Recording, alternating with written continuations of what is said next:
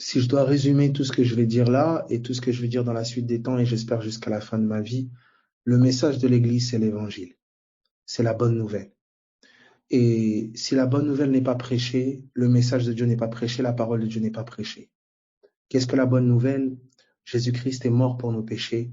Il a été enseveli, il a été enterré pendant 3 jours. Il est ressuscité le 3e jour, établi maintenant à la plus haute autorité. Voilà. L'évangile est parfaitement résumé dans 1 Corinthiens 15 à partir du verset 3. Voilà. Christ est mort pour mes péchés, il est mort pour mes fautes. Sa mort, il y a une implication puissante à sa mort. Il y a des conséquences puissantes à sa mort. Il a été enterré, enseveli, il est ressuscité le 3e jour. Voilà l'évangile, voilà le message de Dieu pour les nations, pour le monde, pour l'univers, pour les animaux, pour les arbres, pour toute la création. Voilà le message de Dieu. Il n'y a pas d'autre message, il n'y a pas d'autre message, il n'y a pas d'autre message. Écoutez-moi, si vous devez traduire le message de Dieu en russe, en grec, en tout ce que vous voulez, apprenez juste ça. Jésus est mort pour vos péchés, il a été enterré, il est ressuscité le 3e jour, il est vivant. Voilà l'évangile, en résumé. En synthétisé, en état le plus pur qui puisse être. C'est l'évangile, c'est le message de Dieu. Alors, voilà, c'est la parole de Dieu. Souvent, j'ai posté quelque chose, j'ai dit, je crois en Jésus, maintenant je me confie dans l'évangile. Pourquoi j'ai dit cela? Certains m'ont posé la question. J'ai dit parce que tu peux croire en Jésus sans savoir ce qu'il a fait, sans avoir la révélation de ce qu'il a fait. Et c'est mortel. Parce que quand tu n'as pas la révélation de ce qu'il a fait, eh ben on va t'amener dans d'autres trucs à faire. C'est comme ça que la religion naît. C'est comme ça que beaucoup sont trompés. Parce qu'ils ignorent l'ampleur et l'impact de cet acte-là que Jésus a posé, de mourir à la croix, d'être enterré et de ressusciter le 3e jour. Les gens ignorent. Vous savez, j'ai donné l'exemple je donne un exemple. Tu as par exemple, je sais pas moi, ton père qui est par exemple, je sais pas moi, ingénieur nucléaire ou même pas prix Nobel de la paix parce que il a fait une grande découverte en ingénierie. Voilà. Mais toi, chez toi, à la maison, c'est ton papa. C'est pas l'ingénieur nucléaire, c'est pas le prix Nobel à la maison. C'est celui qui est avec maman à la maison. Voilà, vous êtes là, tu as grandi avec lui, etc., etc. Et tu ignores qui il est. Ça veut dire que quand tu te promènes au milieu des ingénieurs, quand tu te promènes dans la société, quand tu ignores qui il est. Alors n'importe qui peut te mentir, peut te tromper, tu peux être égaré dans des choses, tu peux être amené dans des choses, on peut te proposer du n'importe quoi, etc.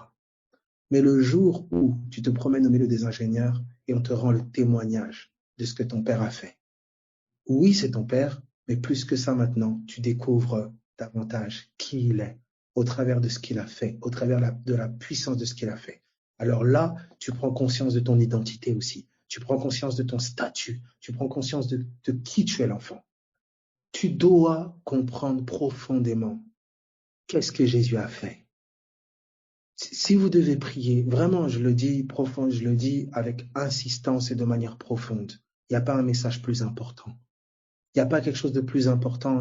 On va vraiment le partager ce soir. Il n'y a pas quelque chose de plus important dans ta vie que de savoir qui est Jésus et ce qu'il a fait. Il n'y a pas plus important. Ni ton mari, ni ta femme, ni tes enfants, ni tout est contenu dans l'évangile. Tout est contenu dans l'évangile. C'est la bonne nouvelle des bonnes nouvelles. C'est la bonne nouvelle des bonnes nouvelles. Parce que dans ce que Jésus a fait, dans ce que Jésus dans qui il est, dans ce qu'il a fait, est contenu. Tout est contenu. Tous les trésors de la sagesse et de la connaissance sont contenus là.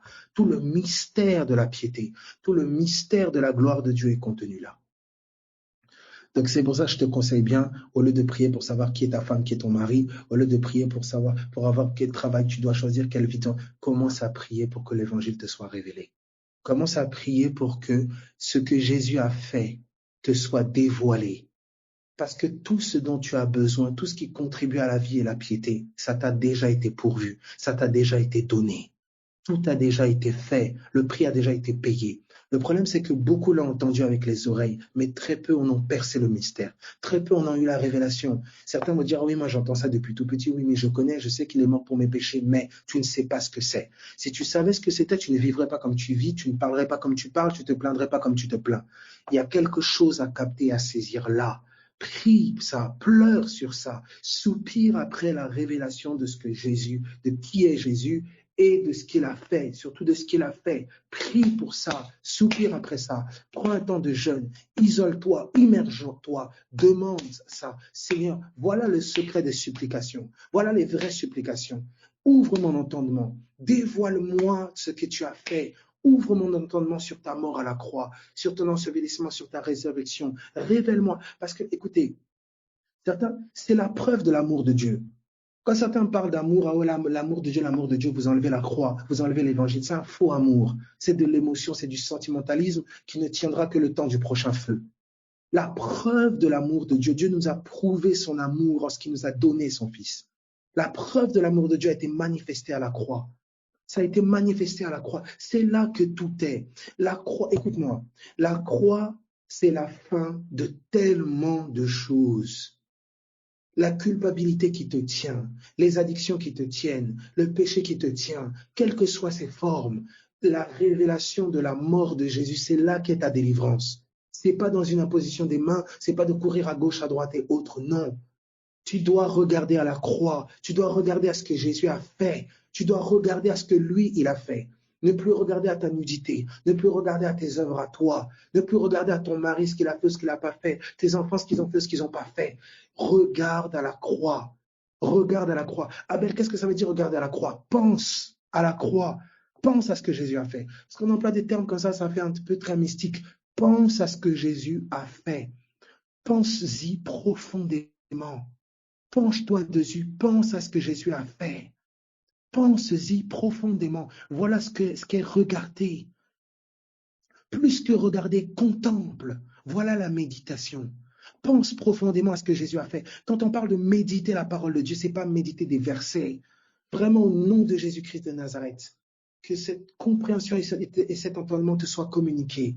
Voilà pourquoi beaucoup ont du mal. Parce qu'ils méditent la Bible, ils ne savent pas. Parce qu'on avait eu à toucher ça. Que la Bible n'était pas la parole de Dieu, mais que la Bible révélait la parole de Dieu. Voici ce que la Bible révèle. Voici ce dont les Écritures rendent témoignage. De l'Évangile, de qui est Jésus, de ce qu'il a fait. Sa mort, son ensevelissement et sa résurrection. Quand tu plonges tes yeux dans le miroir des Écritures, voici ce que tu es censé voir. Voici ce que Dieu veut que tu médites. Ce qu'il veut que tu regardes continuellement, ce qu'il a fait. Il l'a fait. Tu n'as plus de fardeau à porter. Il l'a fait. Il a payé le prix. Et vous n'imaginez pas l'amplitude de ce sacrifice. C'est là qu'on doit être. Regardez, entrons ensemble. Béni soit Dieu. J'ai pris avec vous, on a pris ensemble déjà, et je pense qu'on va le reprendre du coup. Mais écoutez, c'est le message de l'Église, cherchez pas. Cherchez pas. Tous ceux qui disent, par exemple, qu'ils ne croient pas en la guérison divine, j'accepte maintenant. J'accepte, si tu ne veux pas croire. Mais il y a une seule question que je pose. Est-ce que Jésus a pris nos maladies à la croix? C'est la seule question. Si tu peux me répondre à cette question, tu me dis oui ou non. Si tu me dis oui, si tu me dis que ton oui soit oui, que ton non soit non. Est-ce que Jésus a pris nos maladies à la croix? Est-ce qu'il en a oublié certaines? Est-ce que Jésus a pris nos péchés à la croix? Est-ce que son sang a coulé et nous avons été lavés des péchés? Que toute condamnation et tout jugement est tombé sur lui à la croix? C'est la question que je pose. Si tu me dis oui et que tu me dis mais, tu nies ton oui. Et tout ce que tu ajoutes, c'est démoniaque, satanique, ça vient des enfers. Si tu dis non, que l'évangile te soit révélé, je prierai, nous prierons pour toi. C'est tout ce qui reste. Nous ne pouvons pas argumenter l'œuvre de la croix. C'est le Saint-Esprit qui la démontre, qui la dévoile, qui la révèle. On doit annoncer l'évangile dans son état le plus pur. Qui est Jésus et ce qu'il a fait. Centre-toi sur ça. Arrête de faire de tes problèmes ton idole. Tu regardes trop, on va voir ensemble, tu regardes trop à tes problèmes. Tu regardes trop à ce qu'un tel a fait. J'invite au nom de Jésus-Christ de Nazareth, tous les maris, toutes les femmes, tous les enfants, là, arrêtez de regarder à ce que vos maris font, à ce que vos femmes font, commencez à en faire des piliers ou je ne sais pas quoi. Que votre pilier soit l'évangile, soit ce que Jésus a fait, parce qu'il a payé le prix pour leur conversion. Il a payé le prix pour leur conversion. Élevez ce que Jésus a fait. Élevez le prix que Jésus a payé. Si Christ est ressuscité d'entre les morts, alors il se convertira, alors elle se convertira. La résurrection de Jésus, c'est ça, c'est là que votre foi est fondée. Au nom de Jésus-Christ de Nazareth. Écoutez, lorsque l'apôtre Paul a compris l'évangile, il a arrêté de prier « Oh, éloigne ce messager de Satan de moi, éloigne ce messager de Satan de moi ». Quand il a compris l'évangile, parce qu'il a compris que Satan est vaincu. Il a compris que le problème, ce n'était pas Satan, c'était son ignorance de ce que Jésus avait fait, son ignorance de l'œuvre de la croix. Il est passé de prier à Satan, comment dire, éloigne-le de moi. Ah, je me glorifie dans mes faiblesses. Je me glorifie dans mes faiblesses. L'évangile n'est pas dans ton entendement. Tu dis Dieu, Dieu, Dieu, Dieu, Dieu, l'évangile n'est pas dans ton entendement. Nous devons approfondir ça. Laissez vos programmes. Tu vas chanter à la chorale, tu fais des trucs, plein de trucs. Arrête tes activités, arrête ça. Cherche, va jeûner, va prier. Cherche à comprendre l'évangile. À en percer le mystère profond. C'est là, c'est ça le message de l'Église. La mort de Jésus a mis fin à toute forme de religion. Fais ça pour que Dieu te bénisse. Fais ça pour que tu sois guéri. Fais ça, Dieu va t'ouvrir les portes. Si tu fais ça, tout ça, c'est terminé. Jésus a payé le prix de manière parfaite. Le prix a été payé. Tu n'as plus quoi que ce soit à faire pour monter au ciel, pour que Dieu te donne ça, pour que Dieu fasse comme ci ou ça. C'est terminé. Si tu chantes, c'est pas pour que Dieu il descende ou je sais pas quoi. C'est parce que tu as compris la croix. C'est parce que tu as compris l'évangile. Et les chants naissent d'action de grâce. C'est ça le cœur de la louange. Je prie au nom de Jésus, c'est ma prière. Je sais que pendant que je suis en train de parler comme ça, que des forteresses tombent, toi qui es encore sous le joug de la honte et la culpabilité. Au nom de Jésus-Christ de Nazareth, qu'il te soit révélé que Jésus est mort à la croix, il a pris ta honte, il a été humilié, il a pris ta honte, quelle que soit ta faute, tu n'es plus coupable, c'est terminé. Et tu n'as plus à essayer de faire quelque chose pour plus être coupable. Quelqu'un a pris ta faute. Quelqu'un l'a fait. C'est à ça que tu dois méditer. Tu dois cesser de regarder, qu'est-ce que je dois faire si je fais comme ça, mais j'ai peur, si je fais comme... Tes yeux sont trop sur toi. Tes yeux sont trop sur toi. Arrêtez de crier, mais comment puis-je ne pas crier? Seigneur Dieu. Regarde, s'il vous plaît, regardez à la croix. Pense à ce que Jésus a fait. Arrête de penser à toi. Arrête de penser à ton mari, tes enfants. Pense à ce que Jésus a fait. Au moment où tu commences à faire ça, écoute-moi bien, il y a une puissance qui se dégage de ça. Il y a une puissance. Je ne sais pas expliquer. Il y a une puissance qui se dégage de ça. Toute pathologie, toute manifestation des œuvres des ténèbres, écoutez bien, œuvres des ténèbres, c'est le témoignage d'une ignorance de l'évangile. Oh, quelqu'un, oh, alléluia. Quelqu'un dit, est-ce qu'il a pris aussi nos fautes après notre conversion? Et bien sûr, je vais même vous aider. Est-ce que vous savez que l'œuvre de la croix qui s'est passée il y a 2000 ans, c'était que la manifestation. L'évangile était depuis toute éternité. C'est comme ça que Abraham était sur le point de sacrifier Isaac. C'est comme ça que Adam a été plongé dans un profond sommeil et qu'il a été réveillé, que Ève est sortie. C'est comme ça que Jacob n'a pas été blâmé quand il a pris le vêtement de son grand frère, le premier-né, et qui s'est présenté avec un plat fait de manière excellente. L'œuvre, il a revêtu l'identité et il s'est présenté avec les œuvres d'un autre. Mais c'était l'ombre de l'évangile. On peut commencer comme ça de Genèse. Dieu dit que la lumière soit, mais quelle est cette lumière qui a brillé là où il y avait les ténèbres, à la surface de l'abîme? Nous prendrons ça, nous prendrons aussi par la grâce de Dieu dans les temps à venir. Il m'a ouvert tout l'Ancien Testament là, mais c'est l'évangile partout. Tout témoignait de ce que Jésus est et de ce qu'il allait faire. Maintenant, cette promesse faite à nos pères, ce qu'ils ont annoncé, qu'ils ont comme entrevu, ça a été manifesté au grand jour aux yeux de tous. La grâce de Dieu, la miséricorde parfaite de Dieu. Il a fait grâce. Il nous a aimés. C'est quoi la différence entre l'évangile et la parole? L'évangile est la parole. L'évangile est la parole de Dieu. Écoute-moi bien, toi il n'y a pas de différence. C'est la parole de Dieu, l'évangile. La bonne nouvelle, c'est la parole de Dieu. Qui est Jésus et ce qu'il a fait? C'est la parole de Dieu. Quand tu ouvres ta Bible, c'est sur ça que tu dois tomber. C'est ça que tu dois voir. Et on va voir comment l'évangile est actualisé à chacune de nos vies. Dans la vie de certains, la résurrection, ce sera d'avoir un enfant. Dans la vie de certains, la résurrection, ce sera la guérison.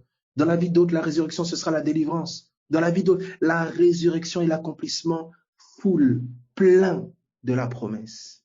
La promesse faite à nos pères, il l'a accomplie en ressuscitant Jésus d'entre les morts. Aussi certain que Jésus-Christ est ressuscité, aussi certain tu es libre, aussi certain tu es guéri, aussi certain tu es délivré.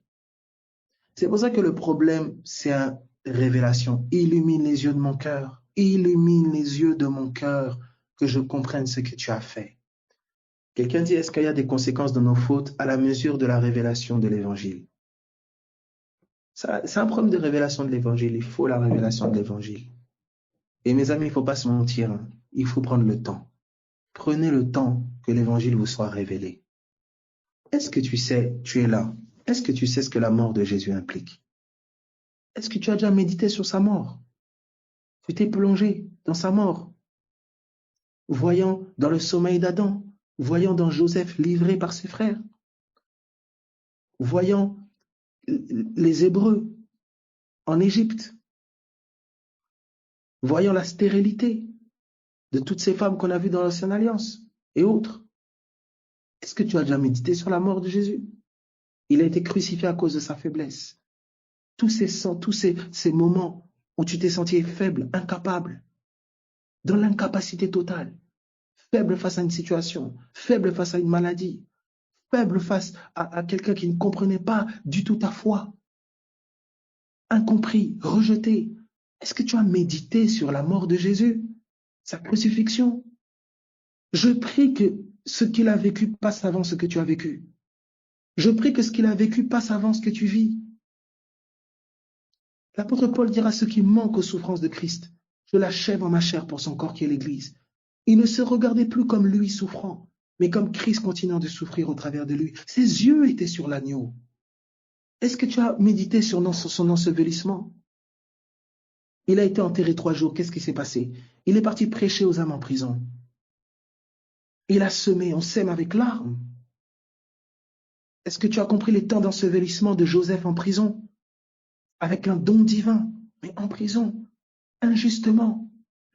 La mort de Jésus a lavé ton passé, ton présent, ton futur.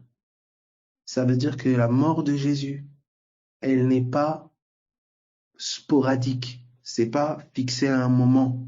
La mort de Jésus est éternelle, comme son ensevelissement, comme sa résurrection. On parle de l'évangile éternel. Ça veut dire que le sacrifice qu'il a fait, voilà pourquoi il porte toujours les marques jusqu'aujourd'hui, afin que tout l'univers, toute la création, c'est un témoignage de ce qu'il a fait. C'est inscrit dans son corps. Lorsque dans le ciel, non, pris sur lui, Jésus était faible. Jésus n'a jamais été fort. Il vous dit, dès l'instant qu'il a revêtu la chair, il est devenu faible. Là, vous savez que la chair est faible.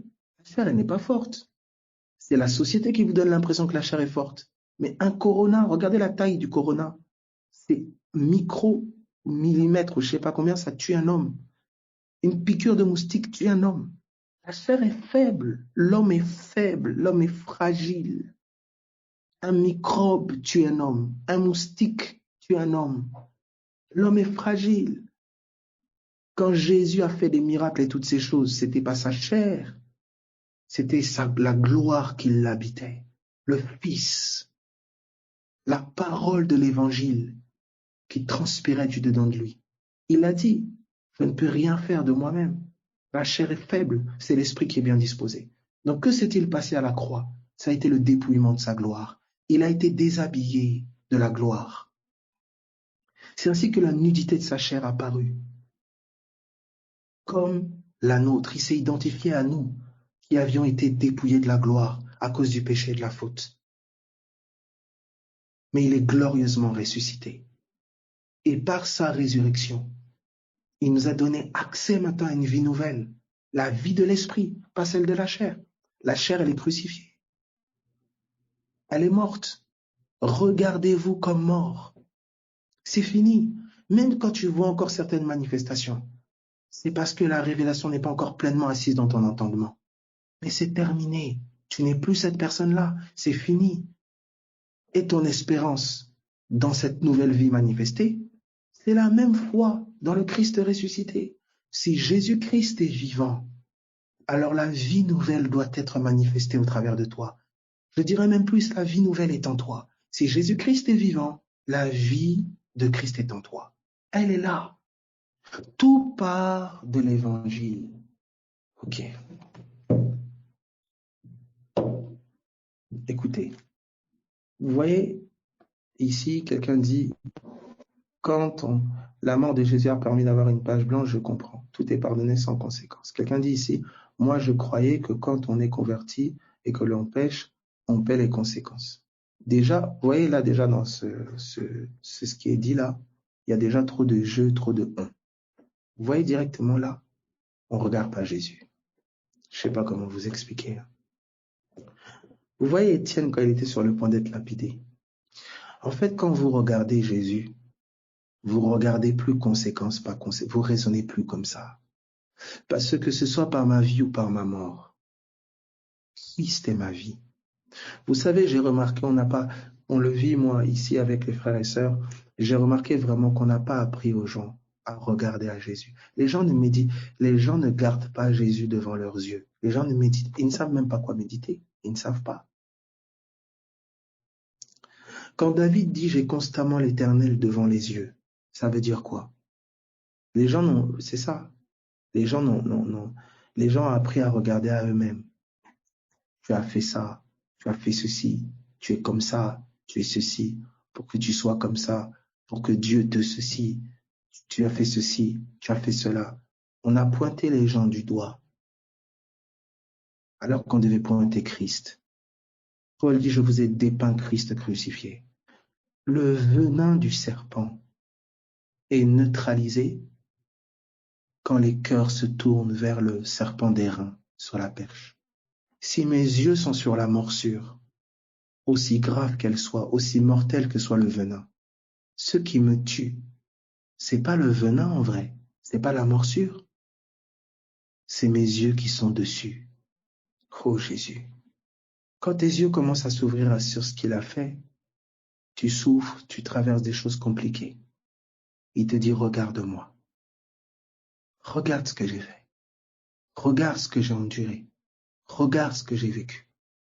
Et pendant que tu es en train de penser à ce qu'il a fait, tu es en train de penser à ce qu'il a traversé, tu es en train de penser à ce qu'il a subi, tu es en train de méditer sur cela. Je te dis que le Saint-Esprit opère quelque chose en toi. Les mots, je ne peux pas l'expliquer. Regarde à la croix. Nous sommes dans Exode 34. Exode 34. Exode 34. En fait, j'irai même plus loin. Quelqu'un dit une rédemption doit être passé, présent, futur. En fait, dans l'éternité, il n'y a plus passé, présent, futur.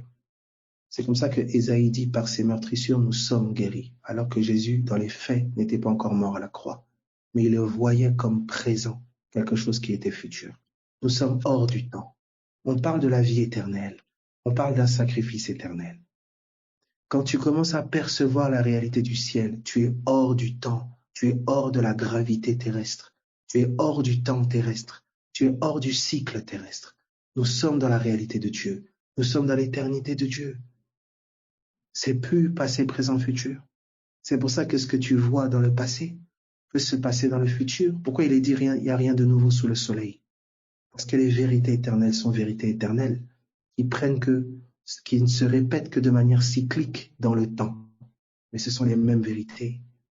L'œuvre de la croix s'est incarnée de différentes manières dans l'histoire, mais elle a été pleinement révélée ce 7e jour ce jour où Jésus est venu en chair, on a vu, on a contemplé la gloire du Fils unique. On a vu enfin celui qui était caché, celui que tous les prophètes ont essayé de percevoir, celui qui a été le mystère qu'on a essayé de percer, mais qui ne leur a pas été donné. Moïse a demandé, fais-moi voir ta gloire. Abraham a entrevu en laissant son fils être livré sur cette pierre, il était prêt à le tuer. Tous, cette inspiration qui conduit Rebecca à revêtir Jacob, cette inspiration qui fait croiser les bras à Israël pour bénir Éphraïm et Manassé, faire passer le premier en dernier, le dernier en premier. Cette inspiration qui a conduit tous ces hommes-là à expérimenter d'une mesure ou d'une autre sa grâce. Cette inspiration qui a convaincu Sarah d'aller se livrer à Pharaon pour que l'âme d'Abraham vive. C'est cela, on l'a perçu, entrevu, mais c'était caché, c'était voilé. Mais il est venu en chair. L'évangile, la bonne nouvelle, qui était cachée et mystérieuse, elle a été dévoilée. On l'a vue, on l'a contemplée de nos yeux. Il a, de la même manière que Moïse, il a changé l'eau en vin, là où Moïse a changé l'eau en sang. De la même manière que tous les autres, il a purifié les lépreux. Le puits de Jacob, il a fait de la femme samaritaine un puits vivant. Il a dit, des fleuves d'eau vive jailliront de ton sein. Là où Israël a choisi 12 fils, il a eu 12 fils, 70 par la suite. Il a choisi 12 apôtres, 70 disciples par la suite. Il était l'évangile fait chair, il était la parole faite chair, celle qui a été annoncée, que personne, tous les prophètes l'ont annoncé, mais ce mystère n'était pas pour eux. Il est venu en chair et la manifestation pleine et parfaite. Il est parti mourir sur cette croix. Cette terre qui a été engloutie par les eaux, il était cette terre engloutie par les eaux des abîmes. Mais il a été d'abord baptisé afin que l'Esprit, comme une colombe, sous la forme d'une colombe, descende sur lui, comme cette colombe qui a été envoyée par Noé pour poser ses pattes sur la nouvelle terre. Il était cette nouvelle terre à laquelle Noé a aspiré. Tous, mes amis, mais absolument tous. Là où Caïn craignait d'être tué, il est dit, si Caïn est tué, il sera vengé 7 fois. Mais il est venu pour le pardon. Il dit, si quelqu'un t'offense, c'est 7 fois que tu dois le pardonner. Là où c'était la vengeance que le sang d'Abel a crié, lui, son sang a crié pardon. Il était là, mes amis, mais il était caché, il était voilé, il était un mystère. Cette bonne nouvelle-là, elle était là depuis, et cette bonne nouvelle est maintenant dans ta vie. Mais il faut que le Saint-Esprit nous la révèle, il faut que le Saint-Esprit nous la dévoile. Regardez, on vous a dit, l'Égypte, c'était la maison de servitude. Elle a été prophétisée par tous les prophètes comme maison de servitude. Ça veut dire c'est la maison où ça travaille, c'est l'esclavage. Quand Jésus dit ne travaillez pas pour les choses qui périssent, ce n'était pas le travail physique. Lorsque tes pensées sont préoccupées par autre chose que l'évangile, lorsque tes pensées travaillent pour un autre que pour Dieu, c'est les soucis, c'est les inquiétudes, c'est l'obsession de telle chose, tellement c'est la maison de servitude. Tes pensées sont esclaves. Tu travailles pour tel problème, tu travailles pour telle chose. Or, tu dois savoir que si tel problème, c'est Satan qui le cause, exactement comme Pharaon, tu fais de Satan une idole. Tu fais de Pharaon ton Dieu. Mais regardez cette parole qui a été donnée. Laisse aller mon peuple afin qu'il me serve dans le désert. Désert, c'est Midbar. Midbar qui veut dire bouche. Alléluia. Laisse aller mon peuple afin que sur ses lèvres maintenant il y ait mes louanges. Afin que son cœur puisse maintenant m'adorer.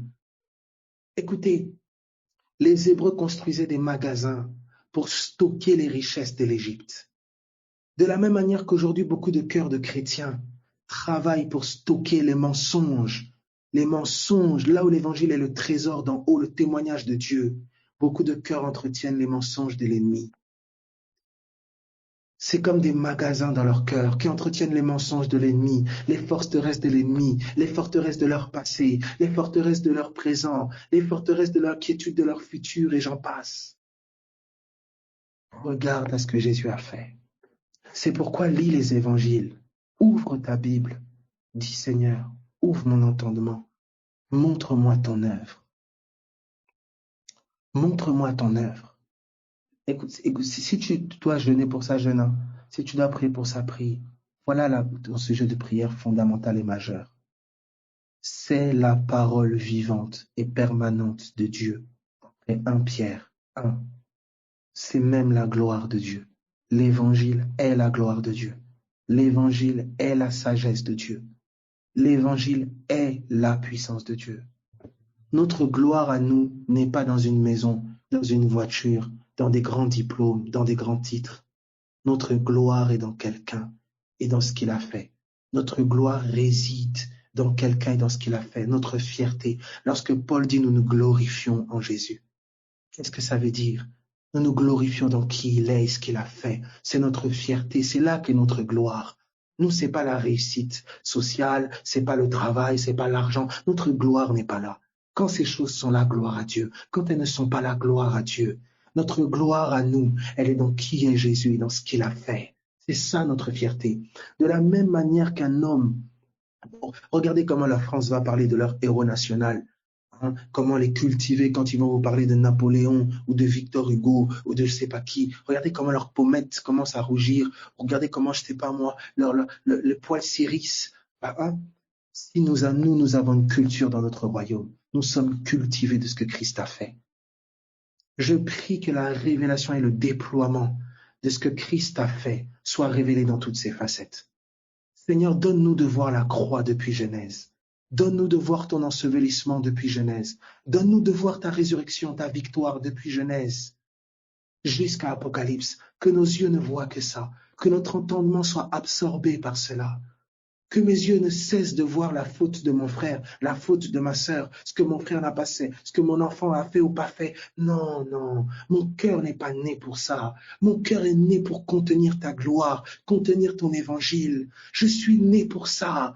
Quand je suis né, oh non, non, non, non, non, non, non, mes amis.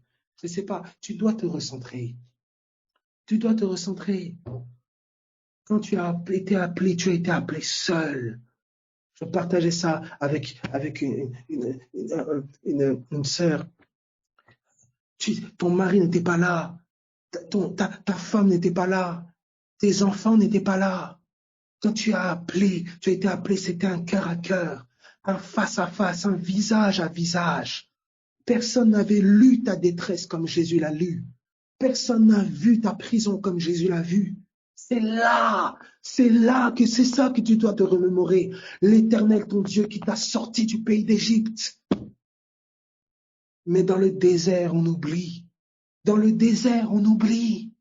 Face à l'affliction, on oublie. On oublie celui qui a vaincu. On oublie. Alors certains me posent la question, quelqu'un me posait la question de la Sainte Seine. Mais mes amis, c'est quoi la Sainte Seine? La Sainte Seine, c'est pas seulement manger un morceau de pain, prendre un petit peu de vin. La Seine, c'est l'ombre merveilleuse de la Pâque.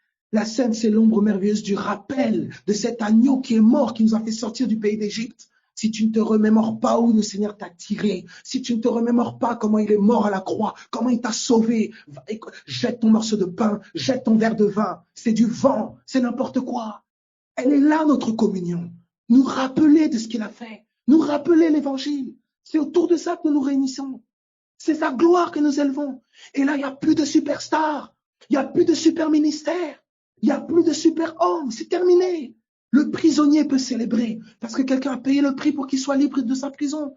Le malade peut célébrer parce que la guérison a été acquise à la croix. C'est là, c'est pas ailleurs. Je prie que notre entendement soit illuminé et éclairé. Je prie que Dieu nous donne un esprit de sagesse et de révélation. Que notre entendement soit éclairé par rapport à ça. Que les larmes cessent de couler parce que tu vois la croix. Tes larmes doivent pas cesser de couler parce que ton problème s'arrête. Tes larmes doivent cesser de couler comme Jean. Même dans le ciel, Jean a pleuré. Même dans le ciel, Jean a pleuré. Mais qu'est-ce qui a consolé Jean? On a dit, regarde l'agneau immolé. Regarde l'agneau immolé. Regarde celui qui a payé le prix. Regarde celui dont le sang a coulé. C'est ça qui doit être ta consolation. Étienne était sur le point d'être lapidé. Il était entouré de ce qui... Oh, je prie au nom de Jésus-Christ de Nazareth que ton cœur médite continuellement la croix. Que tu cesses de pleurer sur la condition de tes enfants, pleurer sur la condition de ton mari, pleurer, murmurer sur tel, murmurer sur tel. Il faut qu'il y ait un homme dans votre maison qui élève la croix. Il faut qu'il y ait un homme chez vous qui élève ce que Jésus a fait. Il faut que quelqu'un cesse de regarder les œuvres des ténèbres de ce garçon ou de cette femme. Il faut que quelqu'un arrête de regarder sa maladie. Il faut que quelqu'un regarde à la croix. Écoutez, même devant la croix, Dieu s'est repenti. Oh, laissez-moi expliquer. Lorsque le peuple d'Israël était sur le point d'être rasé, Moïse s'est tenu. Il dit, retire s'il faut mon nom du livre de vie. Retire s'il faut mon nom du livre de vie. Qu'est-ce que Dieu a vu dans Moïse? Il a vu quelqu'un injuste prêt à être sacrifié pour que les coupables vivent. Il a vu l'évangile. Il a vu l'évangile. Il a vu le Fils. Qu'est-ce que toi tu vois? Qu'est-ce que tu vois? Qu'est-ce que tu comptes? Toute la nuit, tu contemples les problèmes.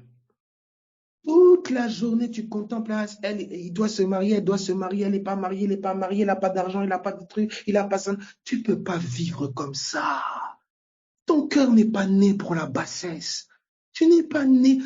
Écoutez, est-ce que tu sais que tu as été engendré par la parole de vérité qui est la parole de l'évangile? Jacques 1,18.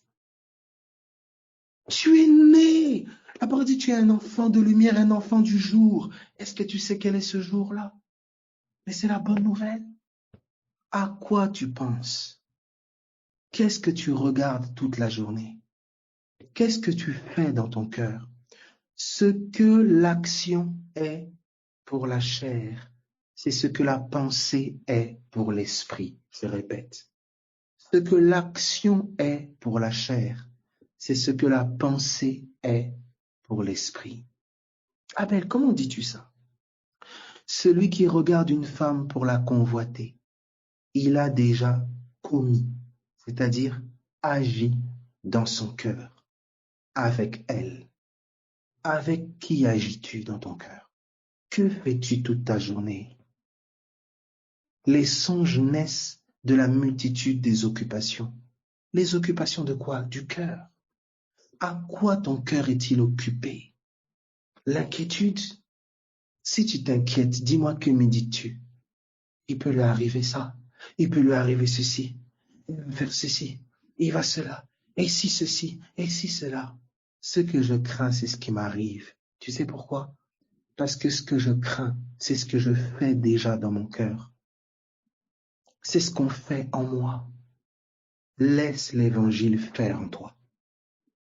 Laisse l'œuvre de l'évangile agir en toi.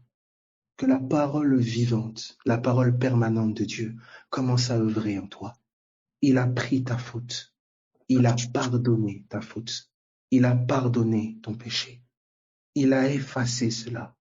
Ta conscience peut être allégée parce que Christ a pris ta faute. Il a payé. Il a payé. Comment, Abel, ça se fait? Je ne sais pas, me demande pas. Les gens ils vont venir avec de la physique quantique pour dire que non, nous n'annonçons pas l'évangile avec la sagesse et la science humaine, là. Non. Le Saint-Esprit, au moment où ton cœur se dispose et dit oui et amen, Seigneur, j'accepte. Ouvre mon entendement. Mon cœur accepte. Le Saint-Esprit commence à travailler par la puissance qui est agissante en toi. C'est quoi cette puissance qui est agissante en toi? C'est l'évangile. Pour nous qui croyons, c'est la puissance de Dieu. Ce logos en toi, cet entendement en toi, cette révélation de qui est Jésus et de ce qu'il a fait, c'est la puissance de ton être intérieur. C'est la puissance de ton âme. C'est l'encre de ton âme. C'est ta guérison. C'est ta délivrance. Garde les yeux sur ce que Jésus a fait. Garde les yeux sur qui il est. L'ennemi va toujours essayer de te ramener à toi. Il va toujours essayer de ramener à l'ombre. Dieu a-t-il réellement dit? Dieu a-t-il réellement fait? Oui, mon Père n'est pas un menteur. Dieu n'est pas un menteur. Je crois au témoignage de Dieu.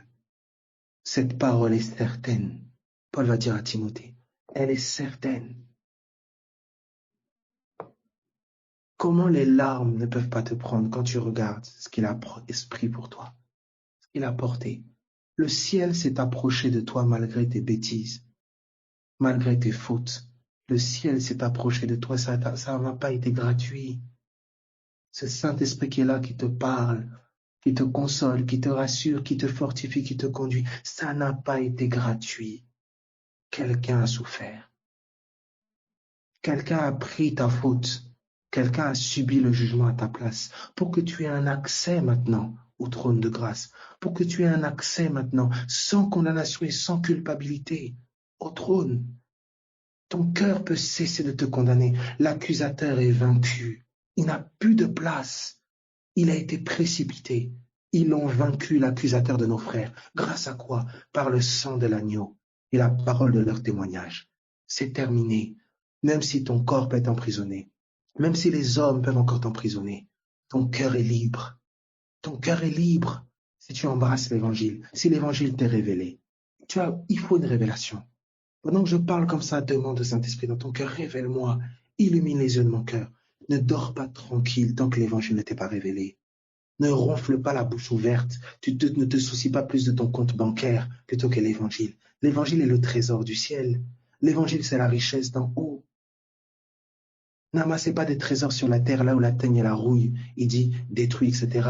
Il dit amassez-vous un trésor dans le ciel. C'est quel trésor? C'est quel ciel? C'est l'évangile dans ton cœur. Paul dit nous portons ce trésor dans des vases de terre. Voilà le trésor de mon ciel. Voilà le trésor de mon ciel. Ce que mon Jésus est et ce qu'il a fait. C'est mon trésor, c'est ma valeur, c'est le prix que je vaux. Dis-moi où es-tu? Où es-tu? Qu'as-tu devant les yeux? Enlève de devant tes yeux leur diagnostic. Enlève de devant les yeux le témoignage des hommes. Ce que tu gardes sur les lèvres, c'est ce que tu garderas devant les yeux. Ce que tu gardes sur les lèvres, c'est ce que tu garderas devant les yeux. Quelqu'un dit, c'est pas facile, la culpabilité me réveille toutes les nuits. C'est pour ça qu'il faut l'évangile. Il faut que tu vois que Jésus a pris. C'est pour ça que je prie au nom de Jésus-Christ de Nazareth. Tous ces mandatés, pas éclairés ou ténébreux, qui prêchent, qui accusent. Je vois aujourd'hui beaucoup de gens qui ont grandi dans la religion qui sont captifs de la culpabilité. Parce que plus vous élevez les règles et les lois, et plus le péché est puissant. Et donc l'accusateur a de la force. Je vois beaucoup de personnes qui ont grandi dans des systèmes avec des règles terribles, insoutenables, et qui maintenant, à cause de certaines fautes ou certaines erreurs, la culpabilité les tient. Ils doutent de leur salut. Ils sont incertains.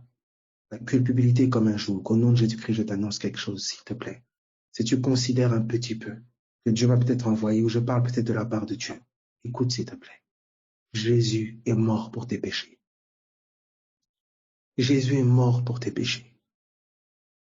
Tu es lavé parce que le sang a coulé. Quelqu'un a pris ta faute, aussi grave qu'elle soit. Il l'a prise à la croix. Tu n'as plus rien à faire pour te faire racheter, pour te faire pardonner, pour je ne sais quoi. C'est réconcilié avec Dieu à cause de la mort de quelqu'un. Je n'aimerais pas te dire ça va aller, te rassurer avec des mots légers humainement, mais juste te rappeler ce que Jésus a fait. Cette œuvre-là, je crois que par la puissance du Saint-Esprit, elle te consolera. Tu dois accepter dans ton entendement, accepter dans tes pensées que ce que Jésus a fait est suffisant, que le prix qu'il a payé à la croix est suffisant, que son sang qui a coulé crie pour toi, plus fort que l'accusation de l'ennemi. Tu es pardonné.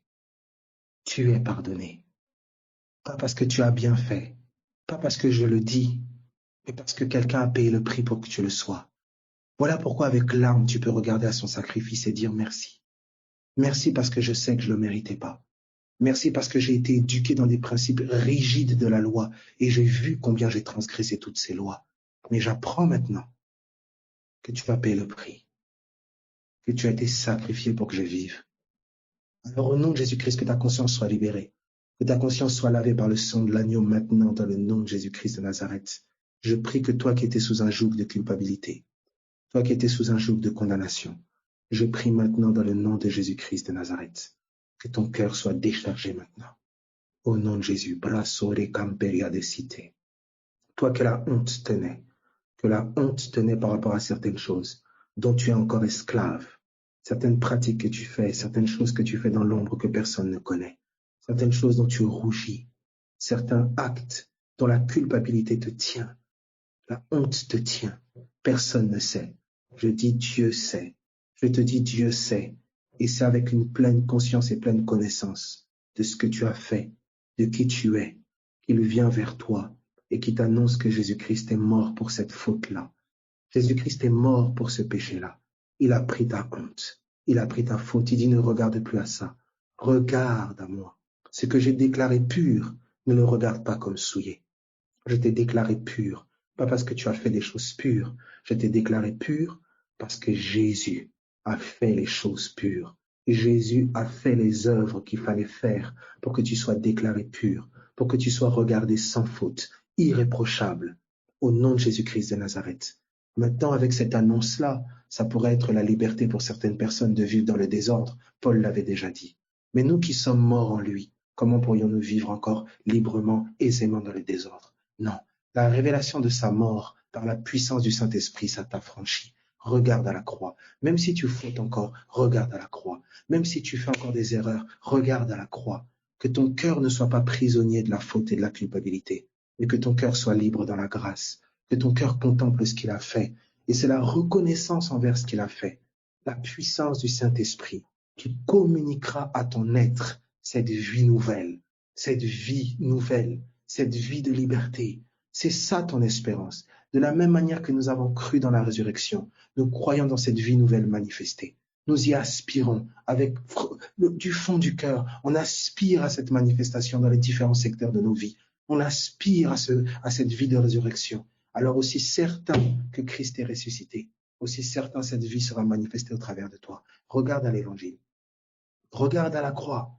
Tous étaient désespérés quand il était crucifié. Tous étaient désespérés quand il était faible. Comme le désespoir a pu te gagner. Faible face au péché. Faible face à ton mari, à ta femme. Faible face à tes enfants. N'ayant plus d'issue, ne sachant même plus faire. Les gens qui t'avaient promis de te soutenir ne te soutiennent pas. Pierre a fui. Il a dit, je ne le connais pas. Ce problème est trop grave.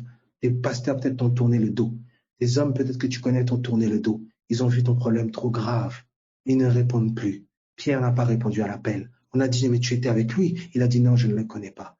Tous l'ont laissé. Ceux qui devaient prier étaient en train de dormir. Il était seul. Mais j'aimerais te dire une chose. Dieu, le ciel était là. Le ciel était là. Et il a porté seul. Mais pourquoi il a porté ainsi seul? Parce que c'est toi qui le regardais. C'est toi qui le regardais. C'est toi qui le regardais. C'est l'amour oppressant de Dieu pour toi, la miséricorde de Dieu pour toi, qui a poussé ce Jésus à aller à la croix, à endurer tout ça alors qu'il était innocent, à endurer tout ça alors qu'il ne le méritait pas. Il n'y a pas eu plus fidèle que lui. Il était la fidélité même. Il n'y a pas eu plus intègre que lui. Tu n'as jamais été aussi intègre que lui. Tu n'as jamais fait autant de bien que lui. Mais il est allé jusqu'à cette croix. Regarde comment il a été traité. Humilié, moqué, dénigré, rejeté. Arrête de regarder aux gens qui se moquent de toi, mais regarde aux gens qui se sont moqués de lui. Arrête de regarder aux gens qui t'insultent et te dénigrent. Regarde aux gens qui l'ont dénigré lui. Regarde-le lui. Pense à lui, ce qu'il a subi lui. Pense à lui. Alors si tu peux regarder à sa mort, tu peux aussi regarder à sa résurrection. Et si tu peux regarder à sa résurrection, tu peux regarder à ta guérison. Tu peux regarder à ta délivrance. Toute espérance de guérison, de délivrance et autre qui n'est pas fondée dans la résurrection de Jésus, c'est une espérance vaine. C'est du vent. Si Christ n'est pas ressuscité, notre foi et notre prédication est vaine. Jésus. Exode, chapitre. Au nom de Jésus, je prie maintenant. Au nom de Jésus-Christ de Nazareth.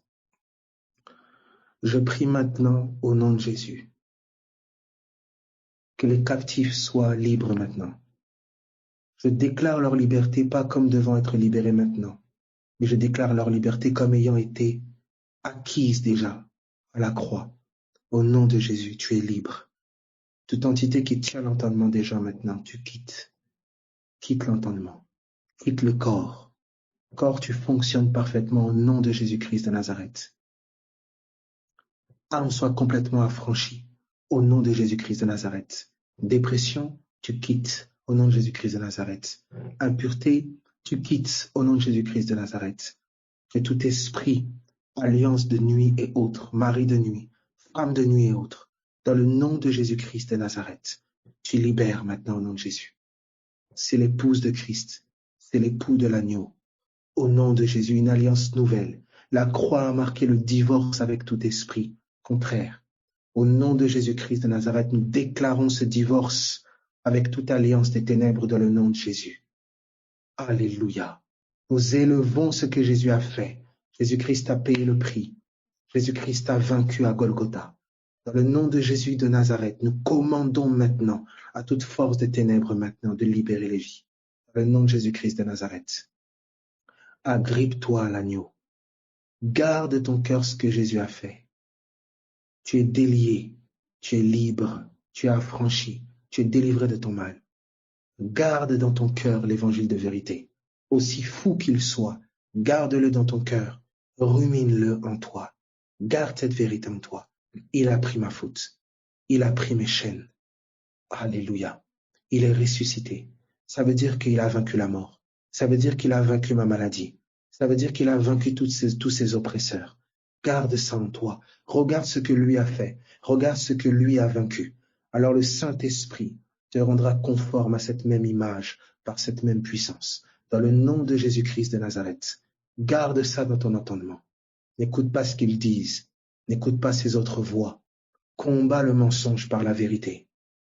La vérité, c'est l'évangile. La vérité, c'est ce que Jésus a fait.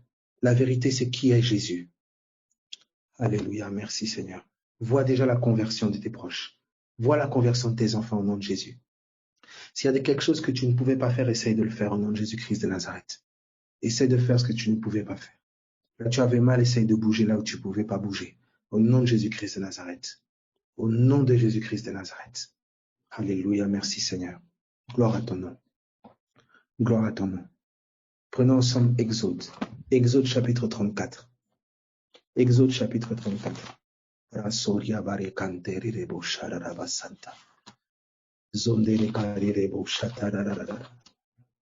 C'est la fin de ta captivité au nom de Jésus. C'est la fin de ta captivité. C'est pas là aujourd'hui la fin de ta captivité. La fin de ta captivité a déjà été signée de toute éternité. Accepte la vérité. Accepte cette annonce. Accepte cette annonce. Ta prison, c'est pas la maladie. Ta prison, c'est pas les démons, je ne sais. Non, ta prison, c'est ton ignorance de ce que Jésus a fait. Mon peuple périt parce qu'il lui manque la connaissance. Ton cœur n'est pas suffisamment habité par la vérité. Ton cœur n'est pas suffisamment habité par ce que Jésus a fait. Quand je dis ton cœur, je dis ton entendement. La révélation de ces paroles est claire. Que cette lumière brille en toi. Que la compréhension de ce que Jésus est, de ce qu'il a fait, brille en toi, au nom de Jésus. Qu'ainsi la vie soit communiquée à ton corps mortel. Dans le nom de Jésus-Christ de Nazareth. Dans le nom de Jésus-Christ de Nazareth. Ton passé, ce que tu as vécu, ce que tu as subi, au nom de Jésus-Christ de Nazareth, c'est terminé. Si Christ est ressuscité, tu es fertile. Si Christ est ressuscité, tu es fertile. Alléluia. Toutes les semences qui sont rentrées en terre n'ont rien produit. Ça veut dire que la terre d'Israël, Eretz, était stérile. Brasso tere machata. Ça veut dire que la terre d'Israël, Eretz, était stérile. Le sang d'Abel, elle a bu. Mais Abel était une semence. Il n'est pas ressorti. Samuel était une semence. Il n'est pas ressorti. Toutes les semences, la parole dit, la chair est semée corruptible. Toute chair qui était morte, c'était comme une semence qui est rentrée dans le sein de la terre. Mais aucune n'a donné du fruit. Aucune n'est ressortie. Mais il y a une semence qui est venue. Il y a une semence qui est venue. La parole du Dieu vivant, la parole de vie, l'évangile de vérité. Quand il est rentré dans le sein de la terre, la parole dit qu'il n'était pas possible que la mort le retienne. Quelle que soit la mort qu'il y a de tes entrailles, dans le nom de Jésus-Christ de Nazareth, je prie, je déclare maintenant, l'esprit du Dieu vivant, vivifie maintenant tes entrailles dans le nom de Jésus-Christ de Nazareth. Vivifie maintenant tes entrailles dans le nom de Jésus-Christ de Nazareth. Si Christ est descendu dans le séjour des morts, alors la parole de vie descend dans tes entrailles maintenant dans le nom de Jésus. Elle pénètre tes entrailles. Je prie au nom de Jésus, elle pénètre ton entendement, que ton entendement soit éclairé. Arrête de parler la stérilité, arrête de parler la mort maintenant. Si Christ est ressuscité, la fertilité est en toi. Si Christ est ressuscité, quand je parle de fertilité, je ne parle pas seulement de fertilité bébé humain. Non, je parle aussi de la fertilité quant au fruit de l'esprit. Je parle de la fertilité quant au fruit de l'amour, au fruit de la paix, au fruit de la patience, dans le nom de Jésus-Christ de Nazareth. Alléluia. C'est dans la croix que tu dois regarder. C'est à la croix que ton passé a été effacé. Tu as plus le souvenir de ce que tu as vécu que le souvenir de ce que Jésus a fait. Tu as plus le souvenir de toi et de ta vie que de la parole. Alléluia. C'est l'évangile qui est ta vie. C'est l'évangile qui est ton trésor. C'est l'évangile qui est ton trésor. C'est ça, c'est l'évangile qui est ta gloire. J'aimerais qu'on ne va pas aller plutôt dans Exode. On va d'abord aller, alléluia Seigneur. On va aller dans 1 Pierre. 1 Pierre. 1 Pierre 1. Alléluia. Alléluia. Gloire à Dieu. Alléluia. Alléluia. C'est le témoignage de Dieu. C'est le témoignage de Dieu. C'est pas le témoignage d'un homme. C'est pas le témoignage d'Abel. Abel a aucune force, aucune puissance en lui-même. Rien, zéro. Abel est un être de poussière. C'est pas le témoignage d'un homme. Nous annonçons le témoignage de Dieu. L'évangile de Jésus-Christ. Aussi certain que Jésus-Christ est mort, aussi certain tes péchés sont pardonnés. Aussi certain ta maladie a été portée. Aussi certain la maladie de ce proche a été portée. Aussi certain que Christ a été enseveli. Aussi certain tout a été englouti. Exactement comme les Pharaon, son armée a été engloutie dans les eaux de la mer Rouge. Alléluia. Rouge, là, vous pouvez creuser. Ça signifie roseau. Alléluia. Et la couronne d'épines de Christ. Nous aurons l'occasion de toucher ça. De la même manière que Jonas dit, les eaux de l'abîme m'avaient enveloppé. Jonas 2,5. Les eaux de l'abîme m'avaient enveloppé. Les roseaux m'avaient couronné. Alléluia. La couronne d'épines du Maître, c'était l'ombre de la mort. C'était l'ombre de la mort. La mer Rouge, c'était l'ombre de la mort. Donc, lorsqu'ils ont traversé la mer Rouge, les Égyptiens ont été engloutis. Ça veut dire que ton passé a été englouti dans les eaux. Ça veut dire que quand Christ est mort, ton passé a été englouti. Voilà pourquoi Paul dira dans 1 Corinthiens 10, ils ont été baptisés dans la mer et dans la nuée. C'était l'ombre du baptême d'eau. Ignorez-vous que c'est en sa mort que vous avez été baptisés? Quand tu t'es fait baptiser, tu t'es identifié à la mort de Jésus. C'est la fin de ton Égypte. Or, l'Égypte, c'est la maison de servitude. C'est la fin de la servitude. Ça veut dire que tes pensées maintenant ne doivent plus être préoccupées par les Égyptiens. Les Égyptiens ont été vaincus. Que maintenant tes pensées soient préoccupées par la gloire de l'agneau. Que maintenant tes pensées soient préoccupées par le rocher. Préoccupées par ce que Jésus a fait. Préoccupé par la manne qui t'a été donnée à la croix, le pain de vie qui t'a été donné. Voilà ce qui doit être ta nourriture dans le désert. La manne, le pain de vie. Voilà ce qui doit être maintenant ta nourriture. Voilà à quoi ton cœur doit penser. Ce que Jésus a fait, ce qu'il a accompli. C'est là que tes yeux doivent être. Ne regarde plus à toi. Ne cherche même pas à bien faire. Tu ne feras jamais bien comme il faut. Tu feras le mal et tu feras bien qu'à une mesure. C'est pas sur toi et le bien ou le mal que tu fais que repose le cadeau de Dieu. Le cadeau de Dieu et sa grâce reposent sur ce que quelqu'un d'autre a fait. Christ l'a fait parfaitement. Lorsque Adam a voulu couvrir sa nudité, lorsque Adam a voulu couvrir sa nudité, il a voulu bien faire parce qu'il a eu la connaissance du bien et du mal. Et vu que être nu, c'était mal, puisqu'il n'en avait pas la connaissance avant. Mais quand il a eu la connaissance, il a vu qu'être nu, c'était mal. Donc il a essayé de faire le bien. Il a pris des feuilles de figuier, mais ce n'était pas suffisant. Tu essaieras de faire le bien, ce ne sera jamais suffisant. Alléluia. Tu essaieras d'être comme ceci avec lui ou avec elle, ce ne sera jamais suffisant. Tu essaieras de mettre telle chose en place, ce ne sera jamais suffisant. Ce ne sera jamais suffisant. Alors l'esprit de dépression va venir, commencer à t'accuser. Regarde, tu as encore mal fait. Regarde, tu es ceci. Mais maintenant, je suis en train de te dire que Alléluia, là où Adam essaie de se couvrir avec des feuilles de figuier, il a essayé de faire son bien, ça n'a pas marché. J'ai vu quelqu'un venir avec une peau d'animal et recouvrir toute la nudité d'Adam. Voilà pourquoi je te dis, là où tes œuvres de bien à toi ont échoué ou été insuffisantes, là où tes feuilles de figuier ont été insuffisantes, l'agneau a été crucifié. L'agneau a été crucifié. Une œuvre parfaite a été faite pour couvrir ta nudité, pour couvrir la honte de ta nudité. Tu dois te reposer sur le bien que lui a fait. Si quelque chose fonctionne, c'est parce que Christ est mort. Alléluia. C'est parce que Christ est mort. C'est pas parce que tu as bien fait. C'est pas parce que tu as bien parlé que les gens sont touchés. C'est pas parce que tu es je ne sais comment que les gens sont touchés. Non. Ce n'est pas parce que tu as bien prié. C'est pas parce que tu as bien jeûné. C'est parce que quelqu'un est mort à la croix. C'est pas parce que tu as bien chanté. C'est pas parce que tu as respecté tous les programmes de toute la semaine à l'église. Parce que tu allais bien habillé le dimanche matin. C'est parce que quelqu'un est mort à la croix. Quelqu'un est mort. Quelqu'un est mort à la croix. Quelqu'un a obéi parfaitement et son obéissance est allée jusqu'à la mort de la croix. Parce que toi, tu n'étais que désobéissant. Maintenant, il dit, quand tu vas prendre possession, quand tu vas entrer en possession, ne dis pas en ton cœur que c'est à cause de ta propre justice, que c'est à cause de la droiture de ton cœur. Non, c'est la miséricorde et la grâce de Dieu. Dieu t'aime, alors il t'a donné ce qu'il avait de plus cher. Il t'a donné ce qu'il avait de plus cher, sa vie. Il partage avec toi sa vie.